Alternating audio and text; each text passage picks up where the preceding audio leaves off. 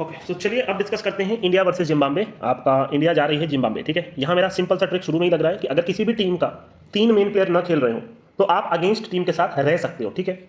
कुछ नहीं दे रहा है ये जो जस्ट अभी मैंने देखा है, तो ये है, ठीक है। It's not justifiable. जिम्बाब्वे को इधर उधर की टीम नहीं है, क्राउड सपोर्ट प्लस इनके सारे क्रिकेटर खेल रहे हैं, टॉप क्लास की इनकी बॉलिंग लाइनअप है, जो मैं हमेशा बोलता हूं, तो आसान नहीं होगा। और ये जो ओपन है इट्स नॉट जस्टिफाइबल। मैं आपको बता दूंगा क्या करना है, सारे सेंस में बताऊंगा। अभी जस्ट मैंने एक वीडियो बनाया है सेफर साइड के लिए और रिस्की साइड के लिए, आप किस हिसाब से करते हो आप देख लो, ठीक है।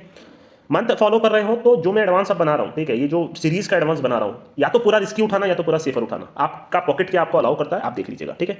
तो ये सारे मैचेस हमको 4:30 बजे मिलेंगे, ठीक है। मैच तो आपको कहीं भी दिख जाएगा, सोनी लिव, फैन कोड जिधर भी है आप देख लीजिएगा, ठीक है। 6 से 14 तक 5 T20 खेले जाएंगे। इंडिया अभी बारबाडोस में फंस गई थी, आपके वहाँ पे तूफान आया था, तो जितने भी क्रिकेटर सेलेक्ट हुए थे वो इधर नहीं आ पाए, ठीक है। जैसे यशस्वी जायसवाल थे आपके, ठीक है, तो वो इधर नहीं आ पाए। आपके शिवम दुबे थे, ठीक है। तो उसकी वजह से शुरू के 2 T20 में इन्होंने किसी और प्लेयर को सेलेक्ट किया है। आइए देखते हैं, ये सब देखने की जरूरत नहीं है। वन ऑफ द बेस्ट आप बोल सकते हो जो कंपिटिटिव विकेट होता है वो जिम्बाब्वे का होता है। जिम्बाब्वे में हमेशा पिचेस जो है बहुत ही बैलेंस्ड होती हैं, आपको बैटिंग बॉलिंग दोनों में मदद मिलती है। और अगर आप यही रिकॉर्ड उठा के देख लो, सारे मैचेस अच्छे बनते हैं यहाँ पे, एक अच्छा टूर्नामेंट बनता है हर बार जिम्बाब्वे में, आपको अच्छे मैचेस मिलते हैं। तो पहले तो हम बात करेंगे इंडिया की, देख लेते हैं कौन प्लेयर कब कब खेल रहा है, ठीक है। जैसे बंदे ने लिखा है ये L3 मतलब मेरे ख्याल से ये तीसरे मैच से अवेलेबल रहेगा, पहले 2 में, क्योंकि ये तीनों इंडिया के साथ अभी बारबाडोस में थे, आज ही तो सब पहुंचे हैं, ठीक है।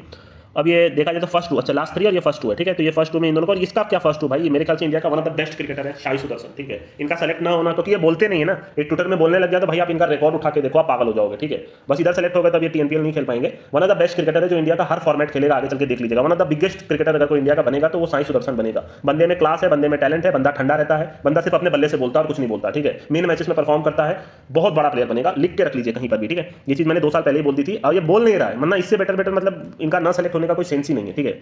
चलिए आइए देखते हैं। तो पहले हम लोग बात करते हैं कौन कौन प्लेयर सेलेक्ट हुए हैं। शुभमन गिल हैं आपके, ऋतुराज गायकवाड़ हैं आपके, साई सुदर्शन, रियान पराग अब जाके खेलना स्टार्ट करेंगे इंडिया में। जितेश शर्मा है जो कि आउट ऑफ फॉर्म है एक तरह से। रिंकू सिंह फाइनली सेलेक्ट हो गए। आपके वाशिंगटन सुंदर अच्छा तो नहीं कर रहे, मेरे को नहीं पता है क्यों लिया गया है।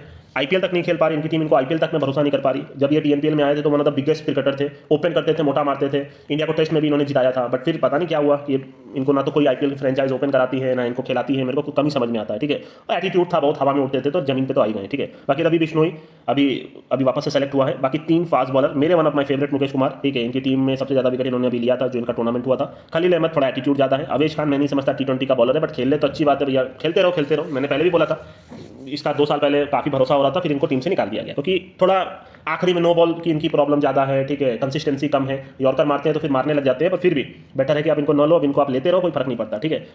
तुषार देशपांडे पता नहीं किस हिसाब से सेलेक्ट हुआ, मेरे को कहीं से भी पसंद नहीं है। अभिषेक शर्मा को आप सब जानते हो, ठीक है, ऑलराउंडर है। ध्रुव जुरेल खेलेंगे तो ठीक है। अर्चित राणा का सिलेक्शन हुआ है। बाकी यशस्वी ये आखिरी के 3 में खेलेंगे, ठीक है।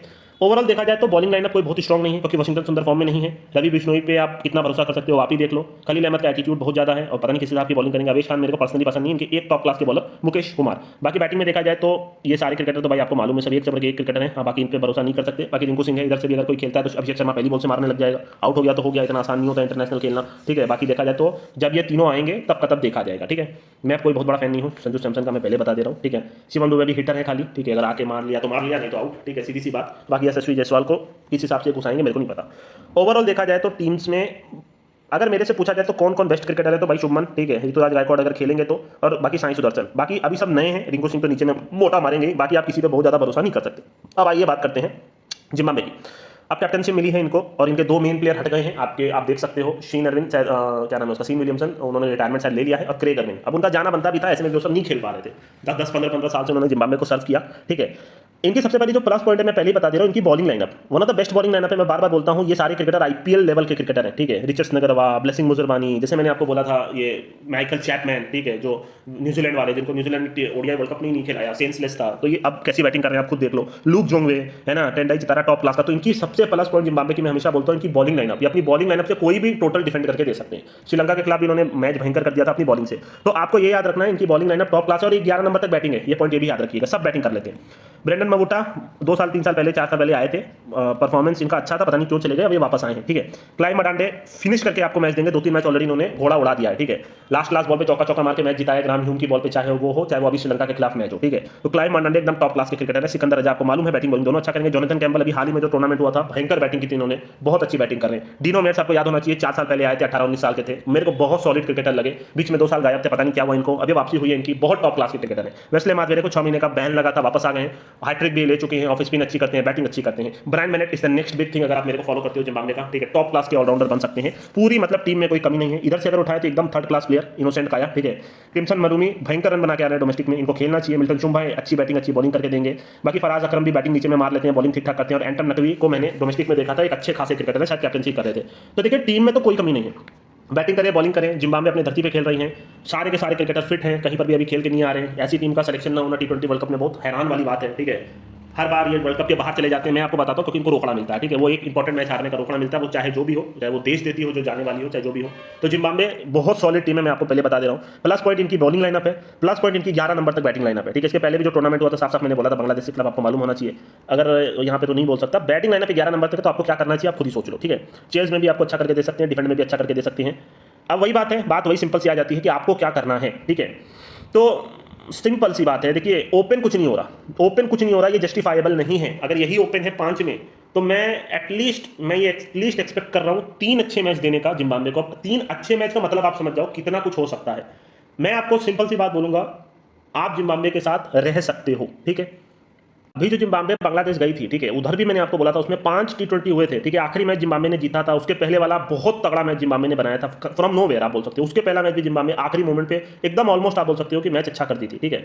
उसके पहले वाला मैच भी अच्छा होता, तो 5 में 3 मैच आपको अच्छे मिले थे। मैं यहाँ भी आपको यही चीज एक्सपेक्ट करूंगा, 5 में 3, और जो ओपन है वो जस्टिफाइबल नहीं है। अगर रिस्की प्लेयर हो, पहली बॉल से आप DPL से 4 ट्राई कर सकते हो और जिम्बाब्वे के साथ रह सकते हो, ठीक है। क्योंकि इनकी बॉलिंग अगर करेंगे तो इंडिया को कम रन पे अलाउट कर सकते हो, और ये चेज पे आएंगे तो और बेटर है। अगर पहली बैटिंग करके 20 ओवर अगर इन्होंने खेल दिया मर के भी, तो इंडिया की हालत खराब कर देंगे, ठीक है। इतना मैं गारंटी आपको देता हूँ, कोई डरने की बात नहीं, क्योंकि मैं सारी चीज समझ के ही आपको बता रहा हूँ। भैया नीचे में जोनाथन कैम्बल, नीचे में क्लाइव मरांडे, लूक जोंगे मोटा मारते हैं, ठीक है। विलिंगटन मजाकरजा अच्छी बैटिंग करते हैं, ये दोनों अच्छा करते हैं, ठीक है। आपको ये अच्छा करके देते हैं नीचे में, शुरू में अच्छे खासे बैट्समैन है, ब्रायन बेनेट मोटा मोटा मार के दे सकते हैं। तो बैटिंग लाइनअप तो है, और बॉलिंग में तो भाई 3-4-5 प्लेयर जो है, अगर ये पहला 20 ओवर खेल गए और ठीक ठाक टोटल बना दिया आखिरी तक जाकर के, तो ये बॉलिंग में इंडिया की हालत खराब कर देंगे। दूसरी चीज, you can go with the YSSN, India का YSSN आप जा सकते हो, आपका काम हो जाएगा, ठीक है। आपको ये सोचना इंडिया में कोई भी प्लेयर नहीं है, मतलब अगर इस तरीके से देखा जाए तो वर्ल्ड कप का एक भी प्लेयर आपको मैक्सिमम इसमें नहीं दिखेगा। जो भी वर्ल्ड कप में आपके हार्दिक पांड्या थे, आपके शिवम दुबे थे, चलिए पहले अभी तो तीसरे चौथे में वो आ जाएंगे, ठीक है। आपके ऋषभ पंत, विराट कोहली, रोहित शर्मा, हालांकि उन्होंने रिटायरमेंट ले लिया। बॉलिंग में बुमराह नहीं है, आपके अर्शदीप नहीं है, जडेजा, अक्षर, कोई भी नहीं है। तो आप ये मत सोचिएगा कि इंडिया है तो इंडिया सारा ही नहीं, ऐसा नहीं होता, ठीक है। तो आपको ये चीज़ समझना है। और अगर आप रिस्की प्लेयर हो, आप जिम्बाब्वे के साथ जा सकते हो। मैं बोलूंगा 5 में 5 जिम्बाब्वे के साथ रहिए, ओपन जस्टिफाइबल नहीं है। सेफर साइड में अब आपको मैं बता देता हूँ, सेफर साइड में अगर आपको चलना है तो मैं आपको ये बोलूंगा कि देखिए, अब पलट करके इंडिया का वो आए, ये बहुत मुश्किल है, आपको खुद को पता है। इतना मतलब जब हेवी ओपन कर रहा है तो उसका कोई सेंस नहीं बन रहा। बट 16 यार जस्टिफाइबल नहीं है। अगर इनकी बैटिंग भी आती है तो शुरू में 2-3 विकेट गिरेंगे, तो आप ऐसा नहीं है कि रियान पराग, जितेश शर्मा पे आप बहुत ज़्यादा भरोसा कर सकते हो। तो चलिए, मैं यहाँ पे कुछ सेफर या तो वो नहीं बोलूंगा, एक चीज़ सेफर बोलूंगा, अगर जिम्बाब्वे कुछ सेफर नहीं, ठीक है। 16 अगर यही जस्टिफाइबल है, मैं सारे मैच में बोलूंगा 5 में 5 जिम्बाब्वे के साथ रहिएगा, आपका काम हो जाएगा, ठीक है। कोई वो डरने की बात नहीं है, 99 मेरे हिसाब से काम हो जाएगा। तो मैं ये उल्टा ही पूरा आपको दे रहा हूँ, आप जिम्बाब्वे पकड़ के रखिए 500 मैच में, ठीक है। मोस्ट प्रोबेबली आपका काम हो जाएगा 5 में, कम से कम 3, मैं ये एक्सपेक्ट कर रहा हूँ 3 काफी अच्छे मैच का। दूसरी चीज, अगर जिम्बाब्वे पहली बैटिंग करके 20 ओवर पूरा खेल लेती है, चाहे जितना रन भी बना दे, इंडिया की वो हालत खराब कर देगी, ये बात आप याद रखिएगा, ठीक है। जिम्बाब्वे पहली बॉलिंग कर रही है तो भी इंडिया का YSSN कर सकते हो, कोई दिक्कत की बात नहीं है। इनके नगरवा, ब्लेसिंग मुजबानी, ये सब टॉप क्लास के बॉलर है, आप इतना याद रखिएगा। तो इतना आसान तो नहीं होगा, ठीक है। और इंडिया में नीचे में तो आप अगर उठा के देखोगे तो नीचे में तो कोई बैटिंग ही नहीं होगी मेरे ख्याल से। ना मुकेश कुमार को बैटिंग आती है, ना खलील को आती, अवेश खान को भी नहीं आती, रवि बिश्नोई को भी नहीं आती। तो नीचे में तो इनका बेड़ा गर्क होना ही है, ठीक है। साई सुदर्शन आ गए, वो इंडिया के लिए बेटर रहा। ओपनर बहुत सॉलिड है, तो विकेट गिरेगा तो इनकी थोड़ी सी हालत खराब होने लगेगी। तो चलिए, उल्टा दे रहा हूं मैं, और मेरे को कोई डरने की बात नहीं है, क्योंकि मैंने इतना क्रिकेट देखा है, मैं समझता हूं जस्टिफाइबल यही होगा, गो विद जिम्बाब्वे, ठीक है। 5 में 5 जिम्बाब्वे के साथ रहिएगा, और 5 मैच के बाद रिजल्ट देखिएगा, मोस्ट प्रोबेबली आपका काम हो जाएगा। और मेरे को कम से कम मैं बोल रहा हूँ 2 मैच तो एकदम भयंकर उड़ने की पूरी उम्मीद है, भयंकर उड़ने की, ठीक है। मतलब उड़ जाए भैया, अब इतने में उड़ जाए का मतलब आप समझ जाओ, ठीक है। तो बी विद जिम्बाब्वे, आपका काम होगा, आपका मोस्ट प्रोबेबली, बाकी तो मैं आपकी हेल्प करूंगा, ठीक है। तो इसमें और कुछ बोलना नहीं है, आप जिम्बाब्वे के साथ रहो, आपका काम होगा, ठीक है। बस इतना ही बोलूंगा। बाकी उम्मीद आप कर सकते हो भाई गिल, ऋतुराज गायकवाड़ से 1-2 सेंचुरी मारने के, अब जिस मैच में मारेंगे उस मैच में तो इनकी हालत खराब हो जाएगी, ठीक है।